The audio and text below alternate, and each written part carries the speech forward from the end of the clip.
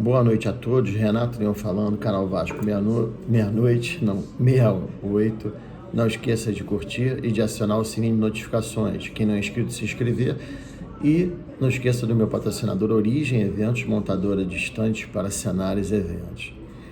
Gente, vale uma notinha. Hoje o Sub-20 do Vasco conquistou a Recopa Carioca, vencendo o Fluminense na final, nos pênaltis. Depois de estar perdendo por 1-0, o Vasco empatou já nos descontos 1-1 e nos pênaltis vencemos por 9-8.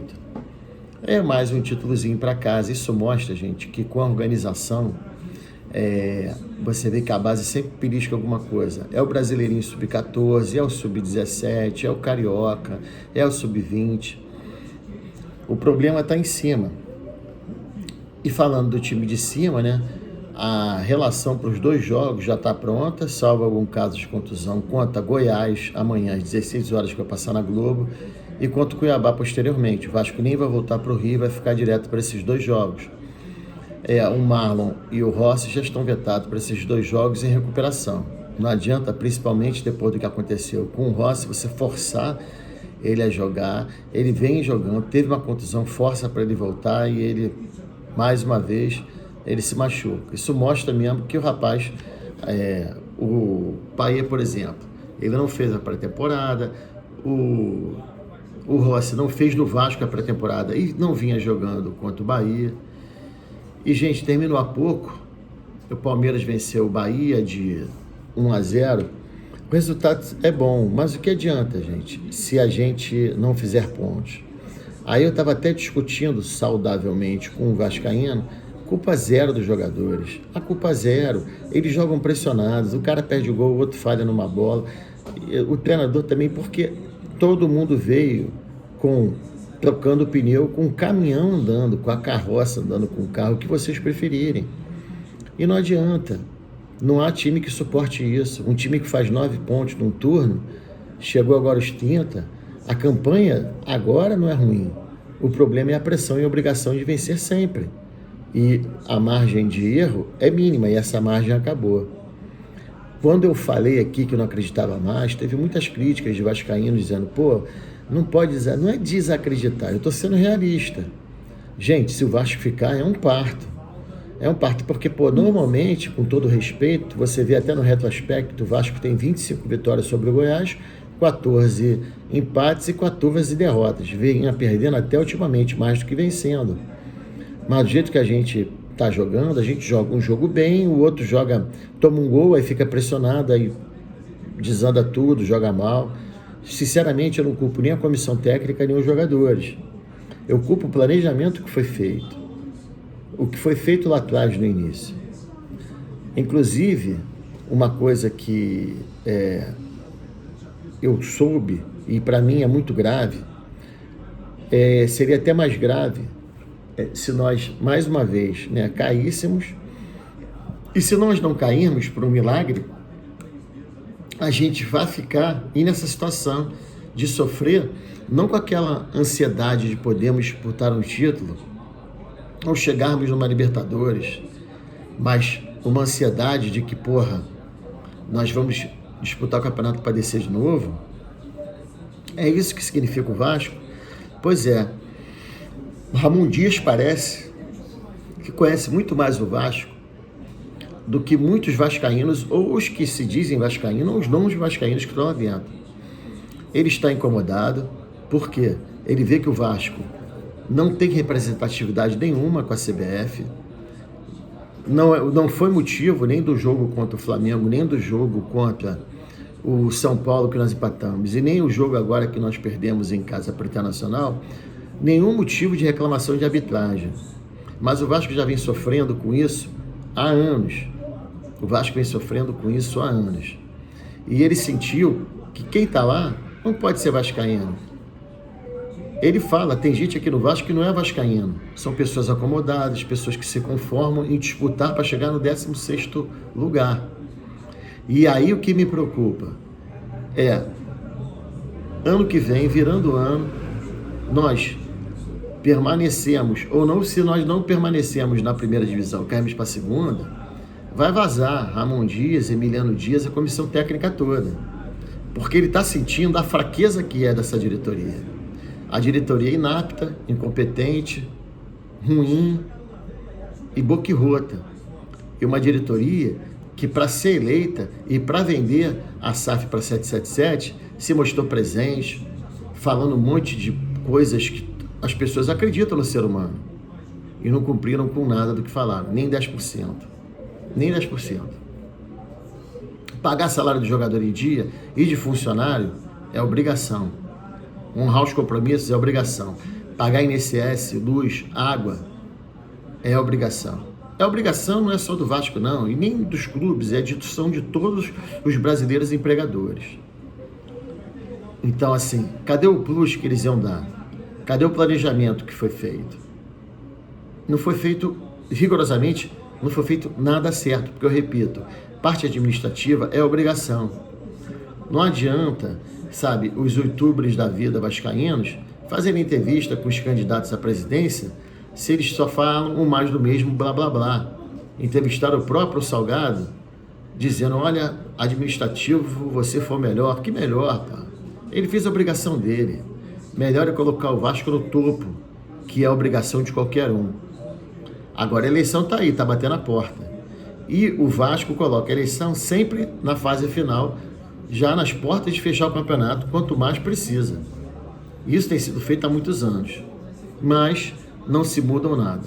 Mudam-se os políticos, mudam-se as pessoas, muda-se o conselho, mas nada é feito de diferente.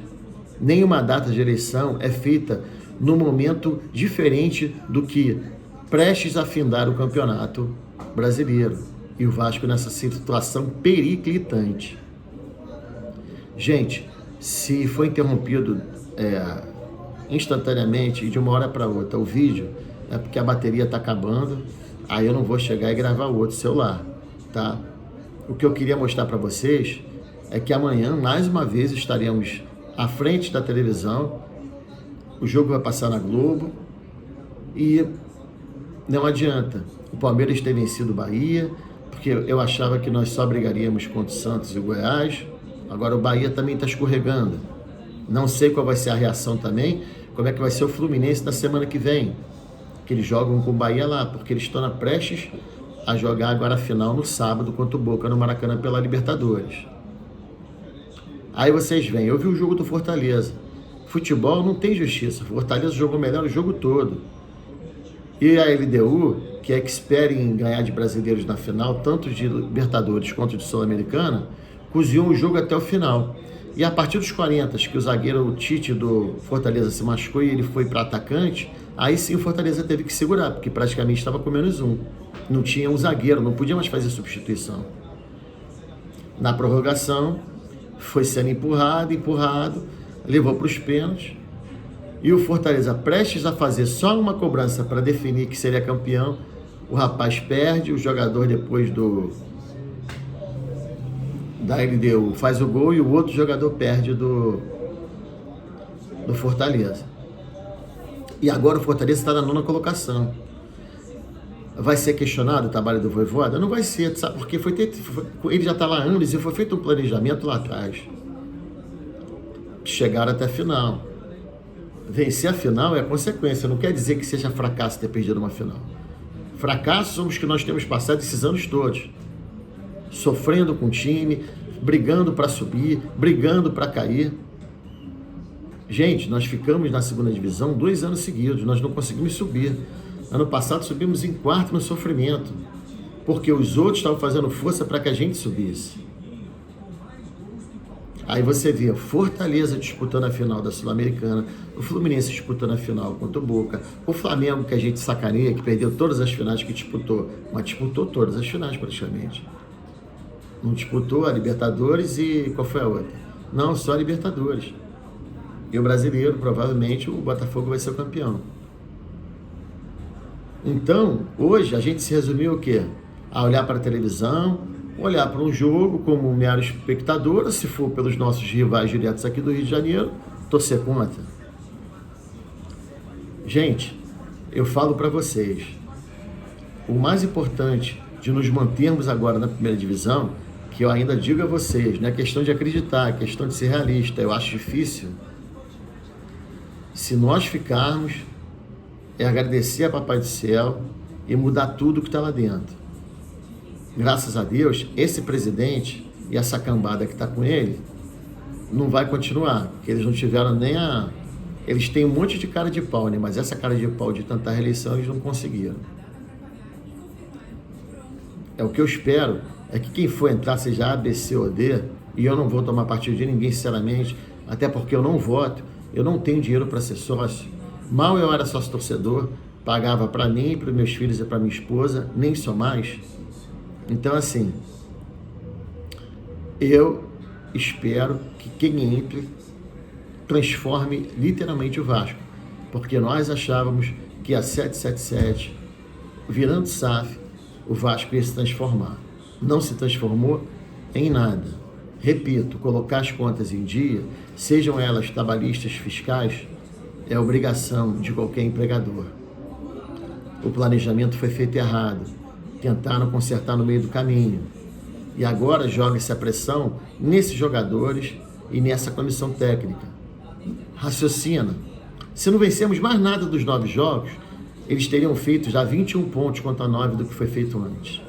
Era para ter mudado há muito tempo. Então, se começou, se não acertou, tudo bem, ninguém é obrigado a acertar. Mudasse anteriormente. Não esperava-se fechar praticamente, fechar um turno inteiro para trocar de treinador. A SAF, a 777, melhor dizendo, ela tem que entender que o Vasco não é Genoa, o Vasco não é Red Star, o Vasco não é Auckland City e outros aí. O Vasco é maior do que todos eles juntos. Agora, o que vocês estão fazendo é continuar assim, um projeto de nos apequenarmos durante esses anos todos e continuar por aí. Literalmente hoje, o que a torcida do Vasco é resistência. E ainda há pessoas que reclamam da torcida. Porra, uma torcida dessa engajada, uma torcida dessa que apoia, uma torcida dessa que, com as merdas que o Vasco tem feito esses últimos anos, não tem encontrado espaço para ver o jogo em São Januário. Os ingressos acabam antes de chegar nas mãos do torcedor comum, eles vão para a mão dos sócios, torcedores. Então, hoje em dia se tornou pequeno São Januário, por quê? A torcida do Vasco é uma torcida que tem resistência e resiliência. Gente, muito obrigado. Uma boa noite de sábado. Vamos ver o que vai dar amanhã. E que Deus, Jesus Cristo, Nossa Senhora, o Espírito Santo de Deus e todos os santos e anjos abençoe todas as famílias de vocês, dando saúde e proteção.